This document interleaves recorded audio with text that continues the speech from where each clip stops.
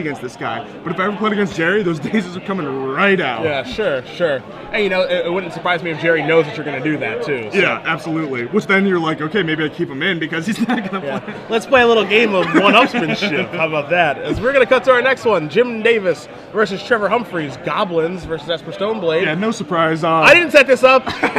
No surprise there, Jim Davis. Been playing Goblins a long time. He has an invitational top 8 with it. He has a Grand Prix top 8 with this deck as well. Yes, he does. Yeah. And he knows his way around a red little monster there. You know, I talked with Jim quite a bit leading into SCG Seattle, where I got ninth place with Goblins there, and we kind of compared lists. I had taken a much different approach with Warren Instigators and some other cards middle of last year to some success, and kind of wanted to see why Jim was doing what he was doing, and you know, it's like two professors, me and Jim talking about Goblins, but I was actually pretty nice. I learned a lot from him and his approach, and you know, I've basically adopted his list with some very subtle changes. And one thing, Jim is very, very comfortable playing Goblins. He works with Max Teets, who has won 2. Max Teets actually won an Invitational and has won, I believe, 2 Legacy Opens with Goblins. Certainly one, because I commentated on one at the Atlanta Invitational Legacy Open. But he's very comfortable playing with Goblins and in this matchup.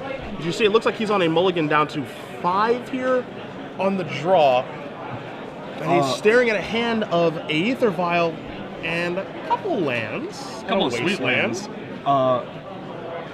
I would say that Goblins is one of the decks that mulligans the best, just because its guys are pretty cheap. It's got cards like Aether Vial to use as like repeatable like dark rituals, and then it has the best card advantage available in Legacy, besides maybe Intuition AK with Sapphire Medallion, but in the form of like Matron for Ringleader and just fuel up. So mulligan for 5, not actually as bad for Goblins as it may be for something else. And here on the other side we see Trevor Humphries with the old standby Esper Stoneblade, Stoneforge Mystic based Esper deck with Jaces and some equipment and Snapcasters and plows and counters and some discard and lingering souls.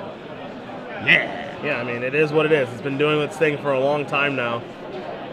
Yep, and it seems just about every iteration of Legacy, the deck just gets better and better. Like there was already sort of this blue-white or Esper control deck, and then Stoneforge Mystic was printed and it was awesome, and then the deck was already really good, and then Snapcaster Mage was printed and made it way better, and then like people started playing Lingering Souls, and that was another like revolutionary thing. There's like every set that comes out, it's just like, yep, Esper Stoneblade has more awesome tools. So you're going to see Stoneforge Mystic search up an Umezawa's Cheat, and Batterskull's already in the hand for Humphrey, so he's got both of his pieces of equipment. Aether Vial's ticking up. Davis draws a Goblin Matron. He does not have a third land for this game, so he's just going to pass the turn back with a handful of red creatures. And you know, I was going to mention his Wasteland play this game, where his opening hand was Wasteland and Rishadenport, and the fact that I was not a very big fan of his Wasteland on turn 1, and the reason being is because when you're on mulligan to 5, this is a deck that's very it's very mana hungry. Yeah. And you also have Rishadenport in your hand. You want to be activating that. If he plays Vial on 1, Vial right now would be up to 3, not 2. Yeah. And you can actually start putting things into play. Now, Stoneforge Mystic would actually be out here a turn earlier. Stuff like that is you're going to see Batterskull come into play, but he could be Rishadenporting Jim. Yeah, if you just take a turn off, then you get the same effect as the Wasteland without having to spend the land, without having to sacrifice the land in the form of port. So definitely an interesting choice there. He's obviously just afraid of the Mystic coming down. He's like, I'm on 5 cards on the draw. You know, I'm pretty low percentage to win in this spot. Maybe I can mana screw him. Maybe if he if I can keep him off of Stoneforge for another turn, maybe I'll be able to, you know, draw a red land and be able to sort of like Violent Mog War Marshal and pile, or what's the card? The Killy Cycly Goblin. Gem Palm Incinerator. Yeah, Incinerator it before, you know, it gets active. Formulate some sort of sequence where he doesn't just die to Stoneforge Mystic, but it doesn't seem like that was that worked out for him here, as he did miss that land drop. Batterskull did come down, and I have to assume Umezawa's Jite is coming next. And yeah, that's that one's probably going to come to the party in just a moment.